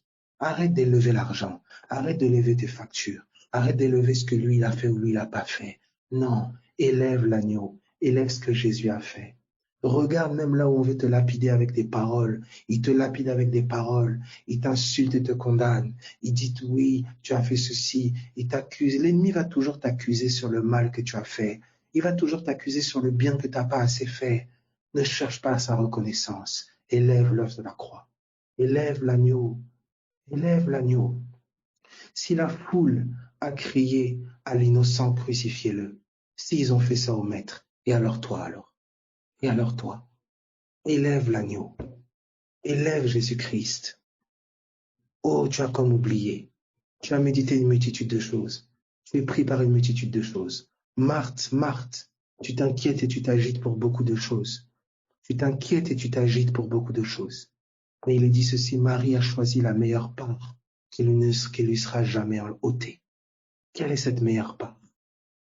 Une seule chose est nécessaire, il va dire. Une seule chose est nécessaire. Il n'a pas dit une des choses est nécessaire. Il dit une seule. Une seule chose est nécessaire. Alléluia. Jésus. Une seule chose est nécessaire, pas 15. Marthe voulait servir le Maître. Marthe voulait servir Jésus. Elle était sincère. Mais il dit, Marthe, Marthe, tu t'inquiètes et tu t'agites pour beaucoup de choses. Une seule est nécessaire. Voilà. Marie a choisi cette chose nécessaire. Elle écoutait les paroles. Elle écoutait le cœur du Seigneur. Elle écoutait le cœur du Seigneur. Où est-ce que le cœur de Dieu a été déversé? Où est-ce qu'il a été déversé? C'est à la croix. Jésus dit ceci, Moïse a dit ceci, fais-moi voir ta gloire. Il a dit, personne ne peut voir ma face et vivre. On a vu ensemble que le visage s'était apparenté à la mort, au cœur, pardon. Donc il dit à Moïse, personne ne peut voir mon cœur et vivre. Pour voir mon cœur, il faut que quelqu'un meure. Alléluia. Il a dit par contre, Moïse, je ferai passer devant toi toute ma bonté. Toute ma bonté. Ça veut dire qu'il y a un lieu. Il dit, rentre dans le rocher. Rentre dans le rocher. Écoutez ceci. Ça veut dire qu'il y a un lieu où je peux contempler toute la bonté de Dieu. Où est ce lieu? C'est le rocher. C'est le rocher. Alors où est-ce que ce rocher? Alléluia. Qu'est-ce que vous voulez que je vous dise? Christ nous a révélé le cœur de Dieu. Quel a été le cœur de Dieu? Il a dit, ma fille, je prends ta maladie. Mon fils, je prends ta maladie. Je prends tes fautes. Je ne veux pas m'en souvenir. Je ne veux pas m'en souvenir. Je ne veux pas me remémorer ce que tu as fait. On a dit l'amour rend aveugle. C'est ça que vos sages ont dit. Alors l'amour de Dieu l'a rendu aveugle à nos fautes. L'amour de Dieu l'a rendu aveugle à nos fautes. Voilà. Pourquoi tu veux te remémorer ce que tu as fait? Pourquoi tu veux te remémorer tes imperfections? Je ne les vois plus. Je ne les vois plus. Parce que je vois sur toi le vêtement du premier-né. Je ne regarde pas ton imperfection. Je regarde le merveilleux plat que tu m'as préparé. Je sais que c'est pas toi qui l'as préparé, mais les œuvres préparées d'avance ont été mises entre tes mains pour que je sois glorifié et satisfait. Je suis maintenant satisfait de toi. Je suis satisfait de toi parce qu'un sang a coulé, parce qu'un sacrifice a été fait. Alors pourquoi tu vas continuer à méditer toujours tes imperfections, tes fautes? Pourquoi tu laisses ton cœur être gouverné par le mensonge? Ton entendement doit être libéré au nom de Jésus. Pendant que je suis en train de parler comme ça, des esprits te quittent. Pendant que je suis en train de parler comme ça, même des pathologies te quittent, certaines maladies te quittent. Tu vas voir même ta santé comme ça s'améliorer au nom de Jésus-Christ de Nazareth. Ton salut et ta délivrance est dans cet évangile. Évangile que vous avez reçu, dans lequel vous avez persévéré et par lequel vous êtes sauvés. Par lequel vous êtes sauvés, par lequel vous êtes délivrés. Si du moins vous le gardez tel que vous l'avez reçu, sinon vous auriez cru en vain. Tu croirais en vain si tu changeais cet évangile, cette bonne nouvelle merveilleuse. Tu n'as rien à ajouter. Tu as à t'installer, t'immerger, te plonger. Il a dit, prête l'oreille à mes discours, qui ne s'éloignent pas de tes yeux. J'aimerais que tu penses continuellement à ce que j'ai fait, pour que tu sois transformé à la même image de gloire en gloire. J'aimerais que tu contemples ce que j'ai fait. Il dit, garde-les devant tes yeux. Il dit, garde-les dans le fond de ton cœur. Il dit, car c'est la vie pour ceux qui les trouvent. C'est la vie. Et il dit, c'est la santé pour tout leur corps. C'est la santé pour tout leur corps. Voilà le secret de ton remède à toi. C'est l'évangile. C'est le logos de la croix. C'est le logos de Dieu. Voilà ton remède. Voilà ton traitement. Voilà ton vaccin. Dites à ceux qui sont couronnés, on est passé par là. Le corona essaie de faire un peu de bruit. Mais qu'est-ce que vous voulez? Le vaccin coule dans mes veines. Le vaccin de l'évangile. L'évangile de gloire. Alléluia, bro, soria, marikantere basete. Alléluia, bro, sotere machata. C'est pour ça, mon ami, si tu te fais piquer, tu te fais piquer. Si tu te fais pas piquer, te fais pas piquer. Mais nous ne sommes pas dans les histoires de vax ou anti-vax. Nous sommes dans le gospel vax, le vaccin de l'évangile. Voilà le véritable vaccin. Donc, si tu prends le vaccin humain, il a été prouvé aussi que tu peux attraper le corona quand même. Si tu ne le prends pas, tu peux aussi l'attraper. Voilà le véritable vaccin. C'est celui de l'évangile. C'est l'évangile qui est le vaccin véritable. Mon remède, c'est le sang de Jésus qui a coulé. Il est dans mes veines. Voilà le vaccin par excellence. C'est pour ça que je prie au nom de Jésus-Christ de Nazareth que ça te soit révélé. Vous savez, il y a beaucoup de personnes qui ont entendu, mais qui n'ont pas eu la révélation. C'est ça le problème. Tu peux dire par les meurtrissures de Jésus, je suis guéri. Par les meurtrissures de Jésus, je suis guéri. C'est comme une chanson. Il en faut le dévoilement. Il en faut la révélation. Il faut que le voile soit levé sur cet évangile de gloire. Voilà comment maintenant le voile est retenu. Allons d'abord dans 1 Pierre. 1 Pierre, chapitre 1. Excusez-moi, c'est comme si la parole est en train de parler d'elle-même. J'essaie d'attraper les versets, mais j'ai du mal. Vous me pardonnez. 1 Pierre, entendez seulement la parole. Entendez la parole vivante. Entendez la parole vivante qu'est l'évangile de notre Seigneur Jésus. Qu'elle résonne en toi. Qu'elle résonne en toi. Ce que tu penses affecte ta vie. Tu as besoin d'être animé du logos vivant, de la parole de vie, qui est l'évangile de Jésus-Christ. Voilà ce que ton cœur doit méditer. Voilà ce que tes yeux doivent contempler. Abel, comment je médite? C'est tes pensées. Tout simplement ce à quoi tu penses. Tout simplement ce à quoi tu penses. Si tu penses superficiellement, tu y penses vite fait, eh bien c'est en surface. C'est en surface. La parole est venue à toi. Tu n'es pas entré dedans. Elle est restée en surface. Tu as juste pensé, ah, ok. Mais lorsque tu commences à y penser comme un souci, comme une préoccupation majeure, que ça commence à t'obséder, que ça commence à t'habiter, alors tu commences à pénétrer ses profondeurs. Ton cœur est en train de pénétrer la profondeur de l'évangile. Ton cœur commence à entrer dans cette parole. Et il dit, si tu demeures, alors le fruit est là. Le fruit est là. Nous sommes dans 1 Pierre chapitre 1er. À partir du verset, ce qui te tue, c'est ce que tu gardes dans ton cœur. Voilà pourquoi on a dit, garde plus ton cœur, plus que toute autre chose. D'autres versions, j'aime la version français courant qui dira, veille sur ce que tu penses, car ta vie en dépend. D'autres versions disent, garde ton cœur plus que toute autre chose, car c'est de lui que viennent les sources de la vie. Regarde le désordre de tes pensées. Examine toi-même. Regarde.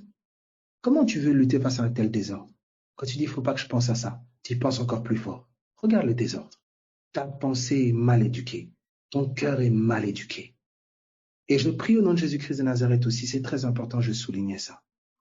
Beaucoup de personnes prennent soin du corps de leurs enfants, s'assurer que leurs enfants dorment bien, mangent bien, s'habillent bien. Gloire à Dieu, c'est bien. Mais prenez soin de leur entendement, prenez soin de leur cœur. Beaucoup parfois au prix de la religion, ils ont mis des jougs religieux sur leurs enfants. Les enfants font des choses sans que leur cœur même y soit engagé, sans que leur entendement même ne comprenne. Prends soin du cœur, de l'entendement, car c'est de là que tout découle. Et si tu ne le fais pas, quelqu'un d'autre le fera. L'ennemi prendra en otage le cœur de ton enfant, de tes proches. Après, tu es étonné. Parce que tu n'auras pas vu que quelque chose était déjà semé dans son entendement. N'ayez pas de gêne à entendre les pires choses de vos enfants. Laissez-les ouvrir leur cœur. Qu'il n'ait pas honte de vous dire certaines choses, parce que sinon ils iront dehors. Sinon, c'est quelqu'un dehors qui prendra leur entendement. Certains, parfois, les enfants ont peur de dire certaines choses à leurs parents. Ils ont peur de parler parfois de certains abus, de parler de certaines choses. Écoute-moi, si Jésus-Christ a été déshabillé, humilié, alors tu dois être disposé à entendre les choses. Mais ne laisse pas quelque chose être semé dans le cœur de ton enfant, dans le cœur de ton proche ou je ne sais, dans son entendement et le mettre en prison. Nous sommes passés à côté de quelque chose, on est passé à côté de l'école des cœurs. Mais béni soit Dieu, l'évangile vient réparer. Quelqu'un a reçu l'onction pour guérir les cœurs brisés. C'est lui. C'est lui. L'évangile vient guérir les cœurs qui ont été les plus cassés, les plus brisés. Plus ton cœur sera restauré par l'évangile, plus tu verras cette captivité des ténèbres tomber. Tu verras cette captivité des ténèbres tomber. Écoutez-moi bien. Toute manifestation extérieure des œuvres des ténèbres témoigne d'une ignorance intérieure de l'évangile. Je répète, toute manifestation extérieure des œuvres des ténèbres témoigne d'une ignorance intérieure de l'évangile, de la lumière de l'évangile. Je peux connaître des choses, bien, je peux avoir lu des bouquins, je peux avoir lu ma Bible même plusieurs fois. La révélation de ces paroles est claire. Et c'est là qu'intervient la prière, c'est là qu'intervient le jeûne, parce que nous soupirons à ce que cet évangile nous soit dévoilé. C'est le comprendre qui fait briller notre entendement. C'est le comprendre et le saisir qui est notre gloire. C'est pas entendre seulement. Tu as écouté depuis tout petit tellement de choses. Tu les as écoutées en grec. Tu les as écoutées. Oh, toi qui as fait de la théologie, qui veut étudier le grec, l'hébreu et toutes ces choses. Est-ce que ça t'a libéré des traumatismes d'enfance? Est-ce que ça t'a libéré de la captivité de cette addiction que tu caches à tout le monde? Est-ce que ça t'a libéré de cette addiction à la pornographie? Est-ce que ça t'a libéré de cette addiction à la cigarette et à ces choses même qui détruisent ton cœur? Est-ce que ça t'en a libéré? Ça t'a libéré de ces crises de colère? Ça t'a libéré de ces choses-là? Non, la théologie ne peut pas sauver quelqu'un. Mais la révélation de l'évangile peut briser tes chaînes. Dieu ne te condamne pas. Dieu voit ta nudité. Dieu voit tes luttes dans l'ombre. Dieu voit la condamnation qui tient ton cœur parfois quand tu te retrouves à faire des choses. Là où les gens te regardent et se disent, mais comment quelqu'un avec autant de connaissances peut faire des choses comme ça? Là où les hommes t'ont peut-être blâmé et condamné. Écoute, s'il te plaît. Tu as besoin du dévoilement de ce que Jésus a fait, de qui il est. C'est de ça. Alors pleure sur ces pages de Bible. Pleure sur ces pages de Bible. Soupire à ce que ça te soit révélé. Que ce soit l'occupation de ton cœur. J'aime ceci, Jésus dit, ne travaillez pas aux choses qui périssent, mais travaillez aux choses qui subsistent pour la vie éternelle. Pour la nourriture que le Fils de l'homme vous donnera. Quelle est cette nourriture? C'est le pain de vie. C'est le pain. Que ton cœur travaille à comprendre l'évangile. Que ton cœur travaille à saisir la profondeur de ce que Jésus est et de ce qu'il a fait. C'est là notre secret. C'est là que résident tous les trésors de la sagesse et de la connaissance pour nous. C'est là qu'est notre érudition. C'est là et en ça que nous sommes cultivés. Il n'y a pas une connaissance sur cette planète plus grande que celle de l'Évangile. Il n'y en a pas. Il n'y a aucun savoir qui dépasse et il n'y en a aucun. Il n'y en a aucun. Si les gens vont à l'école pour apprendre les poèmes de Victor Hugo, si les gens vont je ne sais pas quoi pour apprendre les dernières, oh mes amis, il y a un évangile qui est plus grand que tous les plus grands savoirs. Cet évangile guérit. Il n'y a pas mieux. Il n'y a pas mieux. Cet évangile délivre les captifs. Cet évangile restaure des vies brisées. Cet évangile peut faire d'une prostituée une princesse. Cet évangile fait d'un terroriste un apôtre de l'amour. Qu'est-ce que vous voulez d'autre? Plonge ton entendement là-bas. Plonge-toi là-bas. C'est là que c'est le seul secret, le seul mystère. Il n'y en a pas d'autre. Et de cet évangile, tu vas commencer à voir dans ta maison des choses commencer à bouger. C'est de là.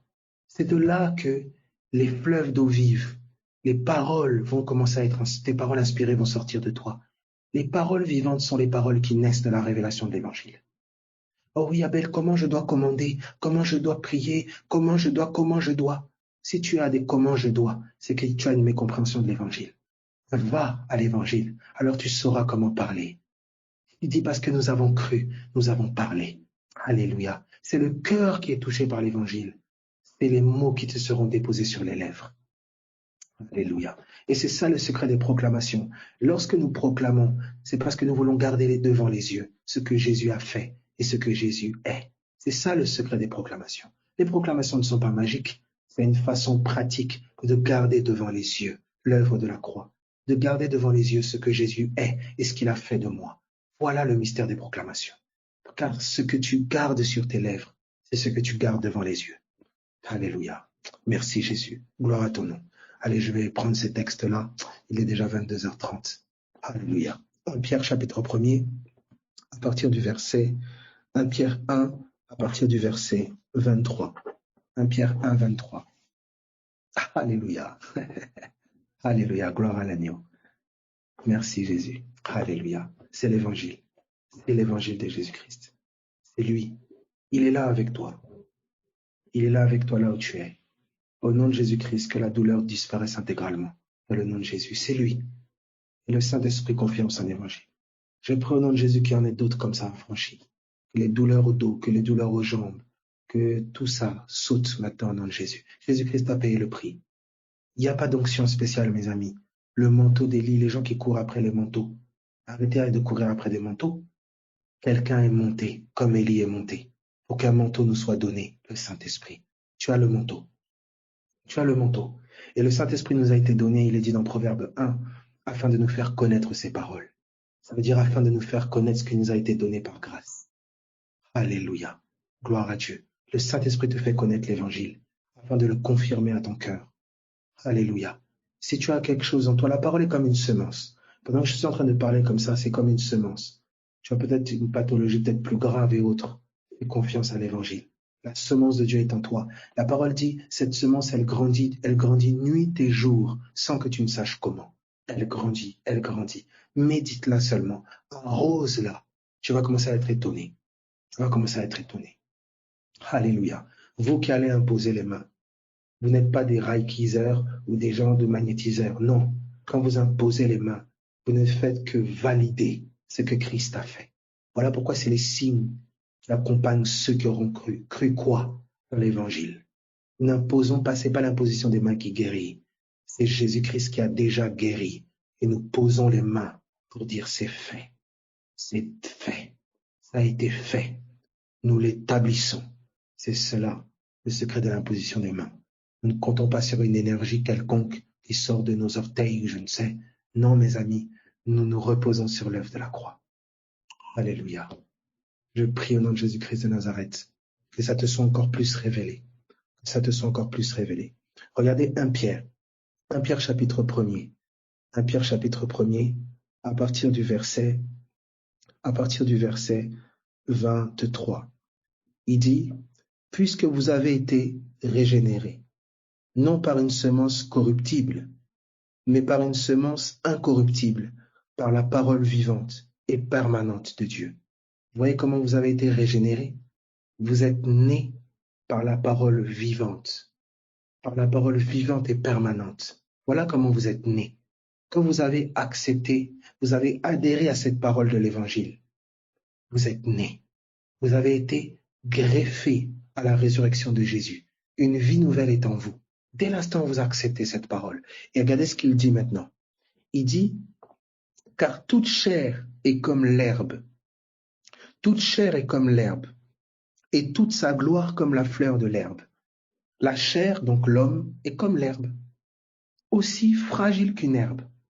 Et la gloire de l'homme est comme une fleur. Vous voyez la tige et la fleur. Vous avez là l'homme et sa gloire. Tout ce qui peut faire la gloire de l'homme, son argent, sa réussite, son pouvoir, etc. Regardez ce qu'on nous dit maintenant. L'herbe sèche, l'homme meurt et la fleur tombe. Quand l'homme meurt, sa gloire passe. Sa gloire passe. Elle se dissipe. Mais la parole du Seigneur demeure éternellement. Ça veut dire qu'on compare la gloire de l'homme qui tombe quand l'herbe sèche. On la compare à la gloire de Dieu. Quelle est la gloire de Dieu? C'est sa parole. Le Seigneur me disait, Abel, beaucoup ont commencé avec ma gloire. Ils en ont vu l'éclat. Et ensuite, ils sont restés avec l'éclat. Ils ont abandonné ma gloire. L'éclat, c'est les miracles. C'est les manifestations et autres. Voilà beaucoup comment le message a changé. L'évangile n'est plus annoncé, Jésus n'est plus prêché. C'est des méthodes, c'est des stratégies, c'est des techniques. Nous n'avons pas de techniques. Les Grecs cherchent la sagesse. Les Juifs cherchent les signes miraculeux et les miracles. Nous prêchons Christ crucifié. C'est une folie. C'est la bêtise même pour certains. Mais pour nous qui sommes sauvés, alléluia, c'est la puissance de Dieu.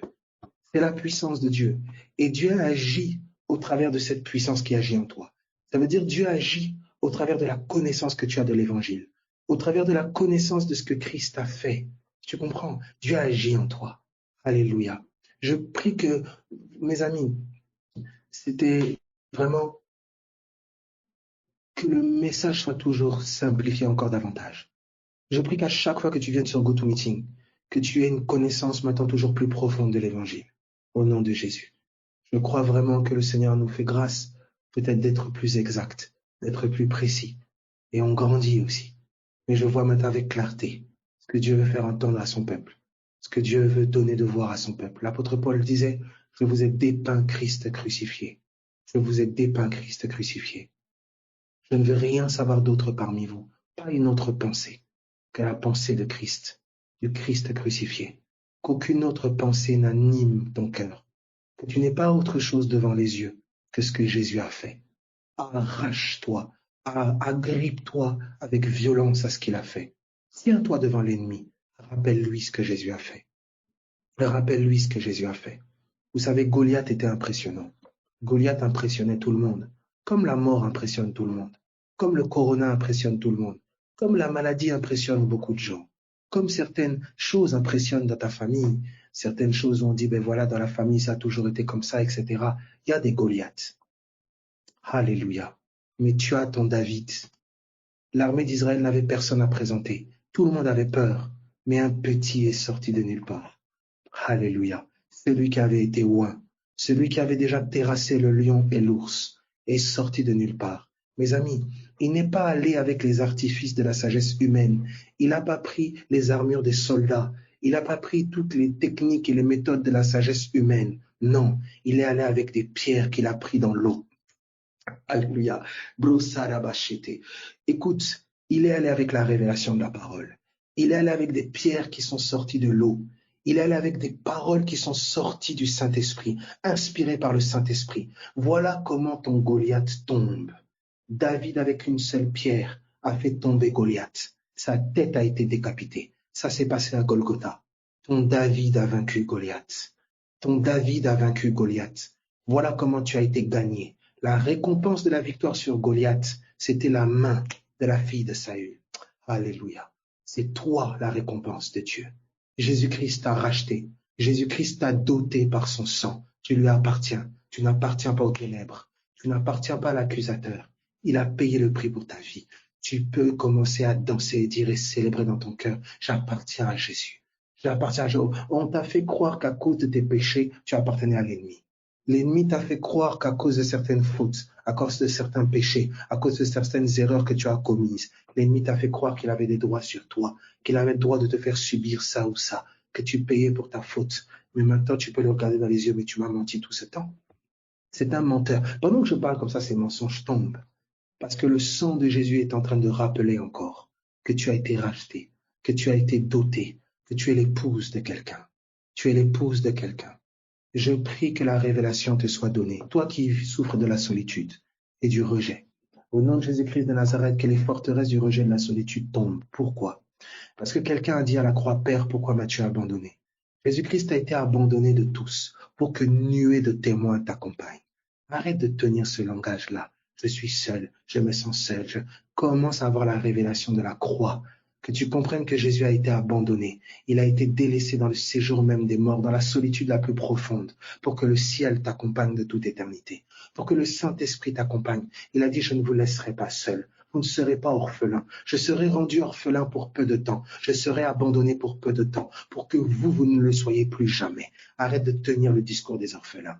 Arrête de tenir le discours des solitaires et des gens de solitude. Non, tu es quelqu'un d'accompagné. Tu es quelqu'un d'accompagné. Alléluia. Brosoria rabashite. Tu es quelqu'un d'accompagné. Tu es quelqu'un d'accompagné. Au nom de Jésus-Christ de Nazareth. Cet esprit de rejet te quitte. Cet esprit qui te martelait avec la solitude et l'incompréhension des gens te quitte et te libère maintenant. Les gens te comprennent ou te comprennent pas. C'est pas ce qui importe. Ce qui importe, c'est ce que Jésus a fait. Ce qui importe, c'est que Jésus a été compris par le ciel. Alléluia. C'est ça qui importe. Regarde à sa souffrance à lui. Regarde à ses coups à lui. Regarde à lui. Arrête de regarder à toi. Arrête de regarder aux gens. Arrête de regarder à la foule. Regarde à ce que lui a fait. Je prie que ton cœur médite continuellement ça. Quand les pensées vont t'assiéger, quand les pensées tenteront encore de t'accabler, commence à méditer, à parler à voix haute. Tu es mort pour moi, Jésus. Alléluia. Tu as pris ma vie. Tu as pris ma faute. Tu es mort pour moi. Tu as fait les choses avec excellence. Même si moi j'ai échoué dans l'éducation de mes enfants, toi tu es rachète. Tu convertis. Tu fais des brigands, des hommes de ton évangile. Je vois maintenant des prédicateurs de l'évangile dans mes enfants. Je vois mes enfants habités par le trésor de l'évangile. Commence à changer ta mentalité. Commence à changer ta mentalité. Commence à changer ton regard. Toi, tu as peut-être échoué. Toi, tu t'es peut-être mal pris. Mais Jésus s'y est bien pris. Et l'Esprit de Dieu a crédité ton compte. Alléluia.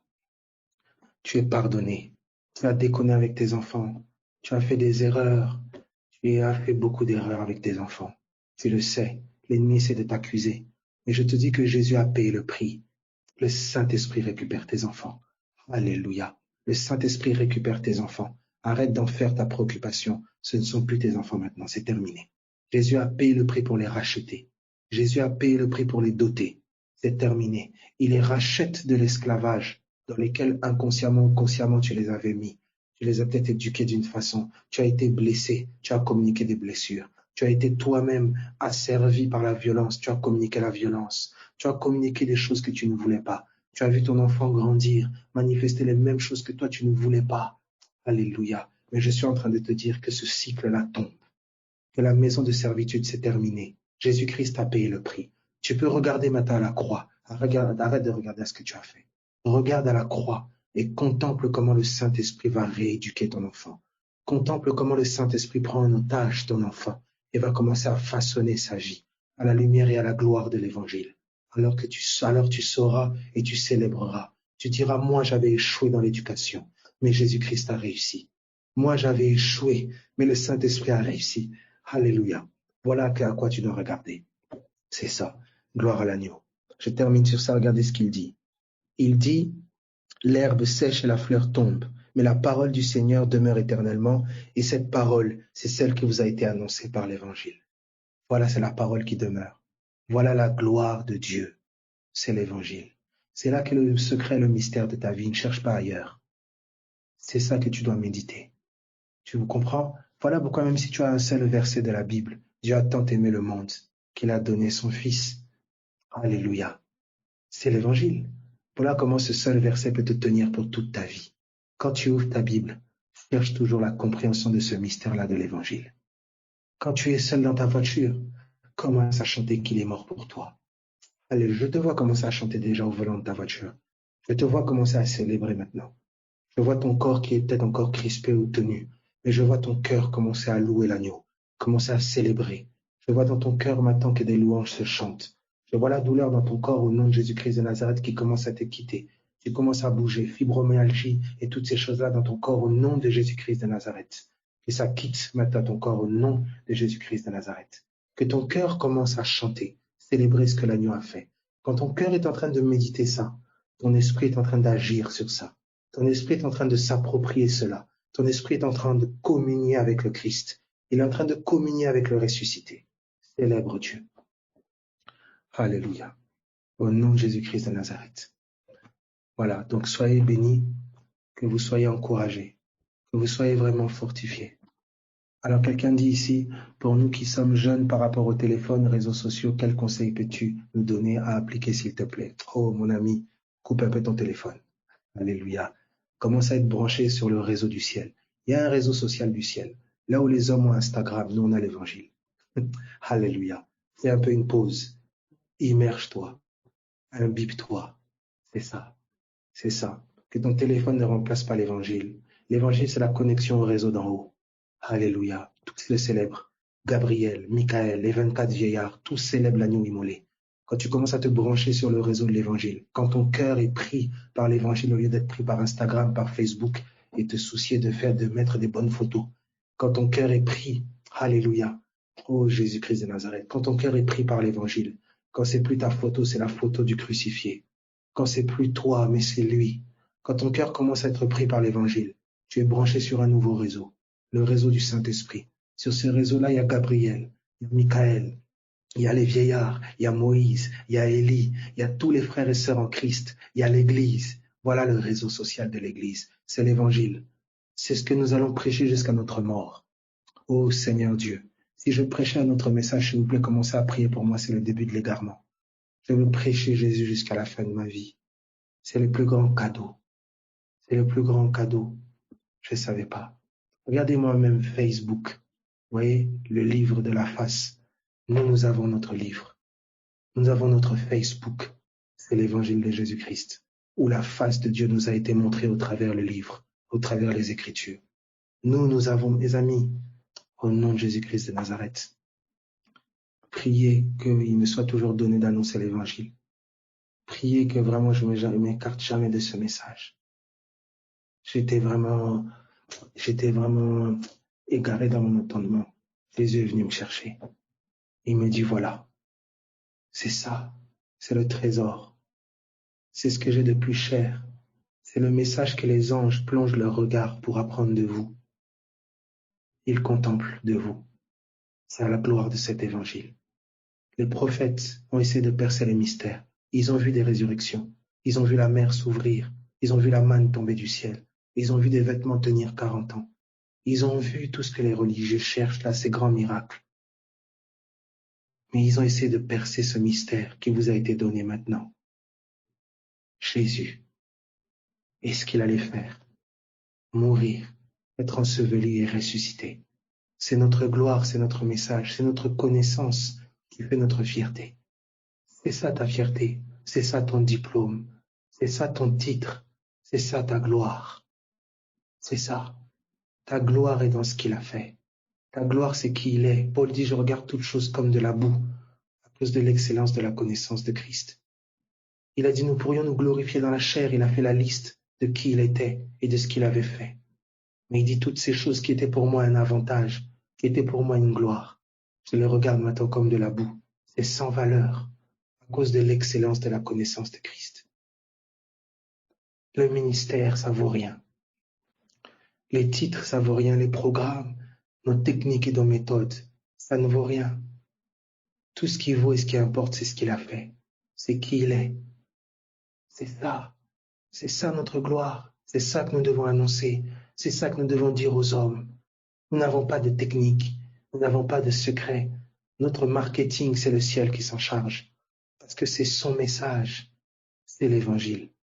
Celui que nous avons entendu, que nous avons vu, que nous n'avons pas seulement vu, mais que nous avons maintenant contemplé, qui obsède nos cœurs. Il dit, vous l'aimez sans l'avoir vu. Mais Jésus disait, le monde ne me verra plus, mais vous me verrez. Parce qu'avec les yeux de notre entendement, les yeux de notre cœur, nous pouvons voir maintenant ce qu'il a fait. On peut le voir. C'est pour ça que quand tu y penses, les larmes te montent. Parce que ton cœur voit. Ton cœur voit ce qu'il a enduré, où il est allé le chercher. Ton cœur voit. Voilà les vrais yeux.